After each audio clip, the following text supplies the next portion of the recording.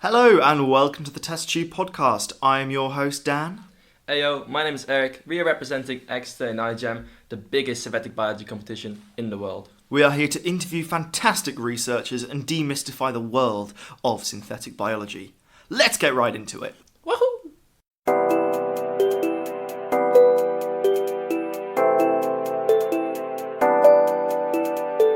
Welcome to Test Tube podcast. Today we are joined by the brilliant iGEM Bath. If you guys would all like to go and introduce yourselves. Hello, my name is Gregorio. I am a master's student studying molecular biosciences at the university. And for this iGEM team, I'm the student leader for it as well. Hi, I'm Jeremy. I am a placement student at the University of Bath, and my interests are in fungi and food security. And on the iGEM Bath team, I'm currently running project outreach, and I helped with project ideation as well. So I'm Alex, and I'm completely non-biology, right? So I represent the multidisciplinary nature of this competition. And basically I come from a computer science, electrical engineering, psychology, mechanical engineering background. Lovely stuff. So would you guys like to start with giving us a general overview of your project? So from the outset, we threw a lot of ideas together because this is a first time for Bath putting together an iGEM team. And what we landed on was phosphorus recycling. Now, you might be aware of phosphorus. It makes the backbone of DNA, ATP, it's in your teeth, it's in your bones, it's everywhere. However, what we're interested in is its use as a plant macronutrient. It's one of the big three. You've got your phosphorus, your nitrogen, and your potassium. And without phosphorus, your crops, they become stunted. Their roots don't grow as well. Their photosynthesis is much less efficient. And that's a huge problem. We really depend on it. And without it, we wouldn't be able to feed everyone we have today. And throughout the history of mankind, we've had a hunger for phosphate fertilizers. You might have heard of Nauru, a very small island which was rich in guano. It's bird feces, but that's rich in phosphate. It was basically mined out for agricultural use. So we have this hunger for phosphate fertilizers, and yet it's incredibly finite. And much of the analysis around it treats it like oil or coal, because it's a finite resource that we mine out of the ground, but have no replacement for on any human timescale. And so that's the problem. Many different papers have estimated when we're going to run out, and that could be any time this century or next century or in 3 centuries time. But the real problem is that we're already running out of the best stuff. The farmers that we've talked to are already feeling the pinch from increasing prices in phosphate because the best mines are running out, and in a race to the bottom, the price is only just going to skyrocket. All we can do is try to use the phosphate that we have better and recycle it more. There's no big inner, we can't just pluck it out of thin air. So what do? iGEM has worked on this over many, many years. Many teams have tried to accomplish the extraction of phosphate from water. They were interested in reducing nutrient pollution, which is a huge problem in the UK at the moment. And I think if you've seen the headlines, we're constantly dealing with sewage overflow, agricultural runoff, and it's a very salient issue at the moment. So, of course, many teams have tackled that, but then they weren't tackling the issue of our limited phosphorus fertilizer use. So we put 2 and 2 together. We said, why not close the loop? Why not try to bring these 2 ideas together and solve 2 problems at once? Can we not only reduce our waste, but also bring it back and reuse it so our supplies are secure and stable? We're using a Bacillus subtilis, the gram-positive workhorse of molecular biology. And what we're doing is that we're taking a genetic circuit that would detect phosphate and store it in the bacterial cell wall. And we're tinkering with it so that in high phosphate, it would take that up and act as a store, a reservoir of phosphate that we can then apply on crops, not only reducing the levels of phosphate in wastewater, tackling A, nutrient pollution, but then we would apply it onto crops, and B, provide a slow, sustainable release of phosphate for crops to achieve their yield potential. Damn, Jeremy, that was tight. That was like a pitch. That was like solid. Oh, I love that. That was really Every good. time I listen to you, Really good explanation of. I all feel of it. like maybe you've basically just done your presentation for the Jamboree there. Yeah, That's great, I man. think you know who to put up Yeah. on the stage. Get Jeremy Well, on there. so yeah, we've done this a couple of times. We've just been relying on Eric's natural charm. So Lots of it, we can tell. Oh. Already coming across. Already he's coming oozing across. with it.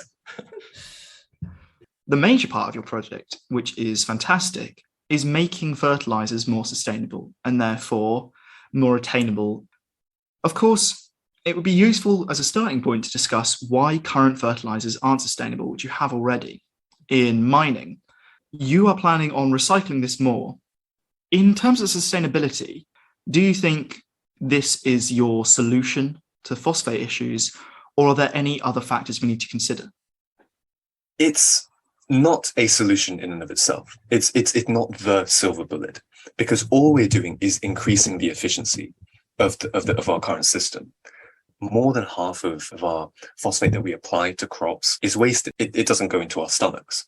So what we're just trying to do, loop things back around and try to catch as much as we can. That will never be 100% efficient, but it is the least that we can do until we find a better solution, because currently what we're doing is extremely short term. So while we would like to say this would be 100% efficient, it can't be the only solution if it's anything less than that. We also, in our conversation that we had with a local farmer, his name is Joshua. So Joshua actually told us that realistically, to get something like this out of just a theoretical side and apply it, it would be a 10-year scale or something along those lines. So because of all the security requirements needed, you need to optimize everything. You also need to test it thoroughly many, many times. And because our project applies to two different ends, because there's the wastewater treatment side, but there's also the agriculture side, then that makes it even more of a challenge, because you have to be dealing with all the considerations for two different sectors at the same time to make it actually apply. So the scaling up would be an issue on the wastewater side, but there would also be a transportation issue. There would also be an issue related to testing if in the field there is a valid reason to say that, hey, actually our bacteria does give an advantage out to the crops, and the crops tend to be happier and they tend to grow better and things along those lines. And that requires time, especially if you're dealing with crops that take a while to grow. So you're not going to be having results overnight. So that is going to be a very long process. And I think that the time frame that our friend Lee has given us is realistic. It would take many, many years to get all of those considerations answered and done to the point where we can apply our project. Is your farmer friend okay with GMO crops? Yeah, we asked him that specifically. That was one of the big questions that we had. Yeah. He said that he is. We also asked, like, what does he think that the mindset across other farmers would be? And he said that basically it would vary. There are some that would be very, very open to a new type of approach, because something that is worth mentioning, he really did mention that, like, the quality of the phosphorus in the fertilizers is decreasing, and he doesn't like them very much. So there is a search for a new alternative, and it seems like we're hopping on a trend here. How do you feel like SynBio will have an impact on future environment projects like nutrition, agricultural, climate change?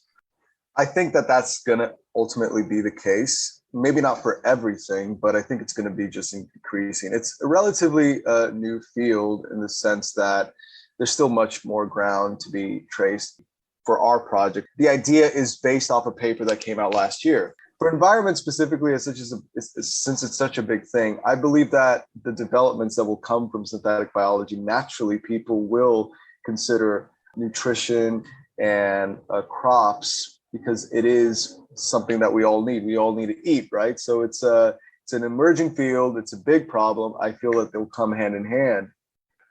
I think we've seen, as the risks and the apparent danger of climate change, environmental destruction becomes far more visible to us, especially in the rich world, our attitudes are changing towards things that were previously controversial. For example, nuclear energy. There's been a large turnaround on that. It was something that was seen as unpalatable to many, but now seen as a necessary, practical thing to do. And perhaps I think a lot of people, their attitudes towards synthetic biology and genetic engineering has, as it's become more normalized, are less paranoid about it than they previously were. One thing we need to consider is that we always need to be extremely cautious that we're bringing everyone along with us and that we're being hyper cautious and hypersensitive, because doing something just because it's cool and because it's awesome without consulting stakeholders is where we're going to go wrong and probably set back synthetic biology by a decade, in my opinion. We've done this before. We've seen this with GMO crops. We've had these amazing technologies, but their application or a PR miscommunication has led to incredible losses of trust, and it's really hindered progress in the field. So caution is my prescription. Yeah, I agree entirely. It's a really tricky one because we really need to be careful massively. It's definitely, as you said, a prescription of caution. However, at the same time, the precautions that your team, our team, and every biologist, hopefully, takes is normally enough to combat this. And where it's not, there are principles we can put into place. Ultimately, it's great to just have a two-way dialogue, as you guys have had, with your lovely farmer friend Joshua and the general public. How's it going working in as a new team in Bath? Because Bath's never done the iGEM project before, has it? Yeah. So our journey with iGEM was quite kind of interesting. Basically, I had a module where we had to come up with a business idea, and the business had to be sustainable in some ways, or it had to be geared towards sustainability. So for inspiration, the lecturer, she put out some links for us to think about. One of the links was to the iGEM competition, which I had never heard about. And I guess just naturally, I assumed that the university had been a part, but no, it actually wasn't. So there was this like 2-3 month process of me exchanging emails with her.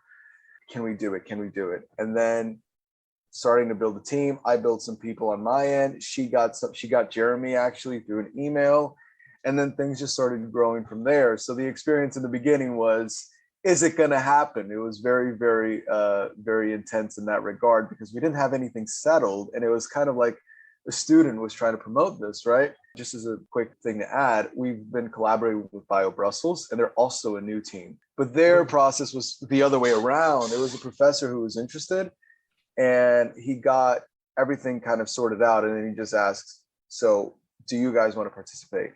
And then they said yes. And so that was a different end. And it's interesting to see how the dynamic is different, because with us, it was quite uncertain if it was going to happen. That was the first bit of being a new iGEM team. I think that was very interesting. And then the rest is just learning about iGEM. Like, what does iGEM want us to do? Because you start out thinking, okay, it's a synthetic biology competition, so you just got to have really good results.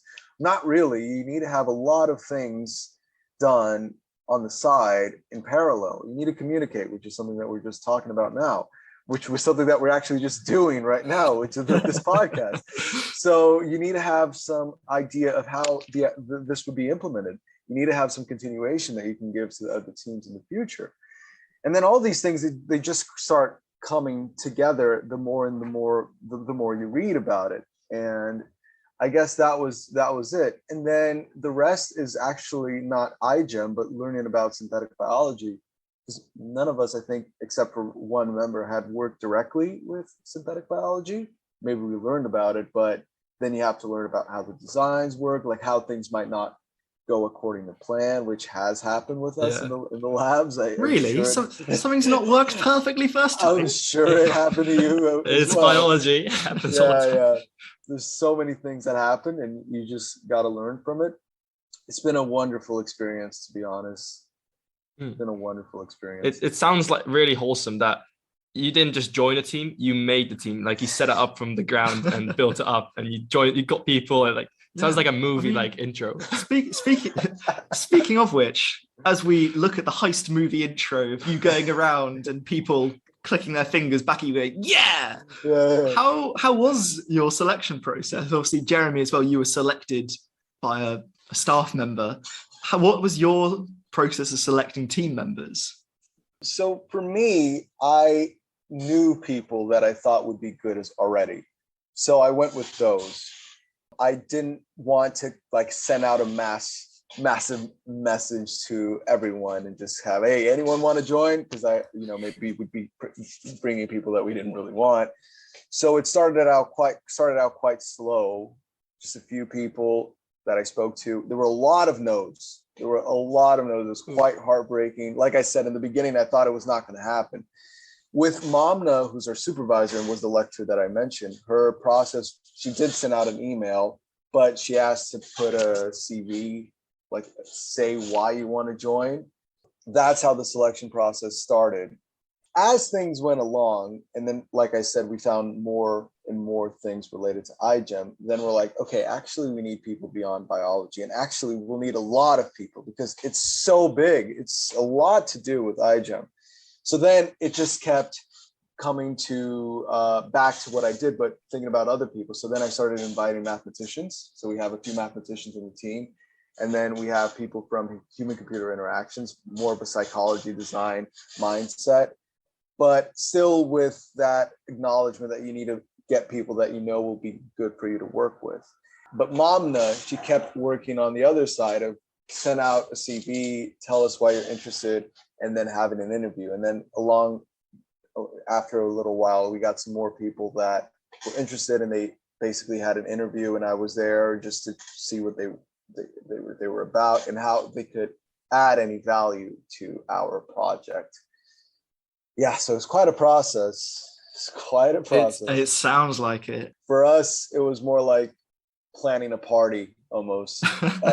Not a party because it's work, but I guess you could say planning an event. So you had to send in a CV for a party. That's the first.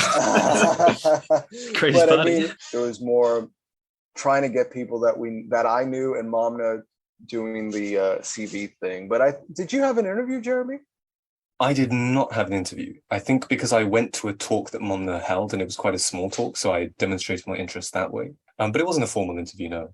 Clearly, you sent in a CV that was so shining you got through. We'll get some Obviously. CV advice from you. Yeah. So that's how it went. I guess it's interesting to think because I thought that this is how iGEM started, but looking at it now, I think it's not at all how it starts. I think it's normally a PI that gets interested, or a professor or someone, not a student. Yeah, so I guess that's why the process was so unique for us. It's a brilliant origin story. I think we could sell this. Yeah, please do. Make a little story of it. How do you think they will structure it next year? Do you think you'll carry on making the teams, or your PI will carry on? Or... I mean, if they would love to give me a position within the university to just work with this, I'd be so happy, honestly. That'd be really I cool. would love to. Yeah, but we are talking about having talks with the department. So this seems like a really cool thing. So she's asked us, I don't know if Jeremy will be, because Jeremy's not at Bath at this point. He's still in Cambridge. I'm coming back. I'm coming please home. come back. Yeah. So, I mean, if he is back by then he'll be hosting as well. But we're going to be giving a few talks to the future, to the future department, to people in other places, kind of show how it's this multidisciplinary thing, because the university doesn't have a project that is so multidisciplinary. If we get this momentum going, then it's likely that we could have it again. And our supervisor is really happy. I guess also one of the things that this might have actually been the most difficult thing with starting out the team the way that I said it. There weren't really funds there. There wasn't like something set out for us. There weren't contacts that we could just go to from previous iGEM, iterations or anything like that. We had to set that all from the ground up. And luckily things started falling into place. But I think that some of the teams that aren't new teams, or even teams that are new teams, but it started with the PI, this has already been maybe worked on a bit before the actual onset of the competition. I think that's also a very, very difficult thing that we're dealing with. But then hopefully if the competition continues on next year, maybe things will be already allocated So obviously we had a very chaotic start to Bath's iGEM experience. Now, as we've spoken about before, science can be difficult. So do you have any wacky experiences that you've had both in the lab and out that you'd like to share? Outside the lab, I think outreach has been relatively, when we get an event and we hold a talk, we have a meeting, it's all been very good. I think the one thing that's difficult, though, because I also work a bit on funding, is it is very tough to send out a mountain of emails to get one reply saying, sorry, we don't have funding at the moment, or something, sorry, or at least and that's a really nice reply, like thank God, we're just not talking into the void. So that's, I would say, we had no problems. Sometimes I wish I got a rude email back from a company or something like that. I wish, because we talked to someone from Greece, a Greek team, which I cannot pronounce their name, so I'm not going to try. But anyway, so Thessaloniki. That's the one. They were talking to a lot of companies, and for funding, and their replies were very rude. They were saying, in this economy, get out of here. But I sort of want that rather than the void. The thing of emails is, like, we sent out email once asking for some help with some silk graphene composite, and their response was, Google it. Oh my God. Google it. Yeah, with labs, things have been going okay. Actually, we had a lot of circuits to build. I did 4 in the past few weeks, that 4 cloning things that we needed to do. They're going well. I think we're at the end, actually. Just Jeremy probably doesn't know this. I got the colonies yesterday, so that's good, Jeremy, taking this opportunity to let him know. Fantastic. Yeah. So we've had, like I said, things that didn't work out. Like, there were things that we put that it worked, but it killed the bacteria at the end. We haven't had anything. We've had, like, I think the most dramatic thing that happened was, like, we melted a gel by accident because we left it on at too high a voltage and maybe for too long. That's the most drama that we've had. But it's just been basically just very, very intense weekends. And like, I left the lab at 10 at night on Sunday, last Sunday. No. Wow, that's Yeah. commitment. Yeah. So it was 2 straight weekends just working, 2 weeks with weekends working just without nonstop. Wow. And because of that, I think the idea is now that we're okay with wet labs. And this guy was feeling guilty yesterday. He said, "Oh, I